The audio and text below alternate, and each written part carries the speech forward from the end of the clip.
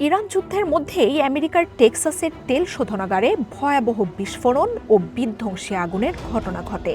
বিস্ফোরণের ভয়াবহতা এতটাই ছিল যে আশেপাশের ভবনগুলো কেঁপে ওঠে। 17 কিলোমিটার দূর থেকেও পাওয়া যায় সেই শব্দ। আমেরিকার অর্থনীতিতে দৈনিক 38 লাখ ব্যারেল তেল উৎপাদন ক্ষমতার শোধনাগারটির গুরুত্ব অন্যরকম। টেক্সাসের রেশ না কাটতেই জর্জিয়ার ঐতিহাসিক ফ্লয়েড কাউন্টির আদালতে আগুনে পুড়ে যায় শতাব্দী প্রাচীন ভবন। প্রাথমিক তদন্তে দুটি ঘটনাকেই ছোটখাটো দুর্ঘটনা বলে উল্লেখ করেছে ট্রাম্প প্রশাসন। কিন্তু একই সময়ে গুরুত্বপূর্ণ দুই স্থাপনায় আকস্মিক দুর্ঘটনায় গোয়েন্দাদের দুশ্চিন্তা কাটছে না, বরং ইরানের স্লিপার সেলের সক্রিয় হওয়ার উদ্বেগ ঘিরে ধরেছে ওয়াশিংটনকে। প্রশ্ন হলো, কি এই স্লিপার সেল? গোয়েন্দাদের দাবি, এটা প্রকৃতপক্ষে সুপ্ত অবস্থায় থাকা এক বা একাধিক সন্ত্রাসী বা কোনো নাশকতামূলক গোষ্ঠী, যারা কোনো একটি দেশের সাধারণ বাসিন্দাদের সাথে মিশে বছরের পর বছর স্বাভাবিক জীবন কাটায়। ফলে তাদের নিয়ে কোনো সন্দেহ তৈরি হয় না। এরপর একটা সময় সক্রিয় হওয়ার নির্দেশ পায় তারা। সঙ্গে সঙ্গে পরিকল্পনা অনুযায়ী যে রাষ্ট্রে থাকছিল সেখানেই বড় আকারের সন্ত্রাসী হামলা ঘটিয়ে ফেলে এই স্লিপার সেল। 28 ফেব্রুয়ারি ইসরায়েলের সাথে ইরানের যৌথ আক্রমণ শুরু করে আমেরিকা। নিহত হন সর্বোচ্চ নেতা আয়াতুল্লাহ খামেনি। তার মৃত্যুতে প্রতিশোধের আগুনে ফুঁসে ওঠে তেহরান। আর ঠিক তখনই ইরানের গোপন পরিকল্পনা নিয়ে বিস্ফোরক এক প্রতিবেদন প্রকাশ করে আমেরিকার এবিসি নিউজ।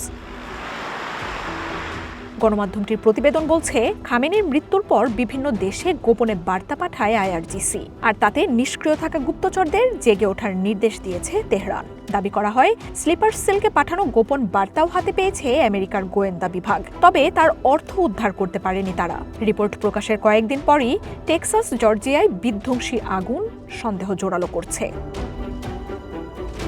এর আগে নিউ ইয়র্ক পোস্ট এক প্রতিবেদনে 2021 থেকে 2024 পর্যন্ত সময়ে আমেরিকার সীমান্তে 1,500 ইরানিকে শনাক্তের কথা জানায়। এখন পর্যন্ত স্লিপার সেলের কতজন সদস্য আমেরিকায় রয়েছেন তার সঠিক তথ্য জানাতে পারেনি ট্রাম্প প্রশাসন। তবে সেই সংখ্যা উদ্বেগজনক বলেই জানাচ্ছে অভ্যন্তরীণ গোয়েন্দা সূত্রগুলো। প্রেসিডেন্ট ট্রাম্পকে এ নিয়ে প্রশ্ন করা হলে তিনি সাবেক সরকারের উন্মুক্ত সীমান্ত নীতিকে দায় দিয়ে বাইডেনকে স্টুপিড, ঘুমকাতুরে বলে তুমুল সমালোচনা করেছেন।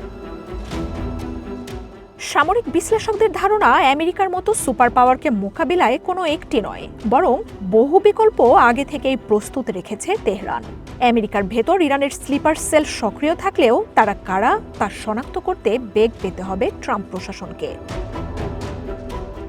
গোয়েন্দাদের দাবি, আমেরিকার ভেতর যে কোনো জায়গায় থাকতে পারে তেহরানের গুপ্ত এসব প্রতিনিধি। সেটা কোনো ছোট ব্যবসায়ী, সরকারি বেসরকারি অফিসের কর্মী বা খোদ এফবিআই কর্মী হলেও অবাক হওয়ার কিছু থাকবে না। আগামী দিনে বড়সড় নাশকতার মুখে পড়তে পারে দেশটি। এই শঙ্কা জোরালো হচ্ছে। তাই টেক্সাস ও জর্জিয়ার ঘটনাকে হালকাভাবে নেওয়া উচিত নয় বলেই মত প্রতিরক্ষা বিশেষজ্ঞদের।